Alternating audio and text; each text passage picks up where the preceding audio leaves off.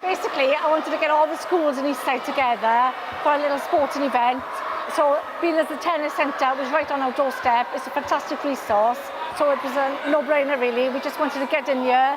The guys here are fantastic, they're really supportive of the community. So this is the result today. It's basically a tennis festival, but it also incorporates lots of different ball skills.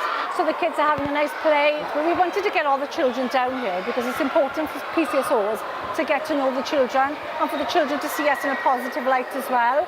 So they get to experience sport with us, see us, in a nice fun aspect. So that was what we wanted to achieve really. We always talk about antisocial behaviour and obviously road safety. Whilst we're here, we've got Craig Hadley, the school liaison officer here as well.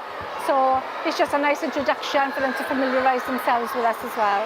There's approximately about 240 here today, so it's a massive turnout. I'm absolutely delighted, and hopefully it's something we look to do every year now.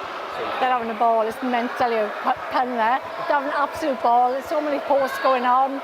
I'm absolutely out of breath. Yeah, days ago, we're having our own little workout, and we've got a whole shift ahead of us after this, and I want to rest, and they just want to keep going, so it's great.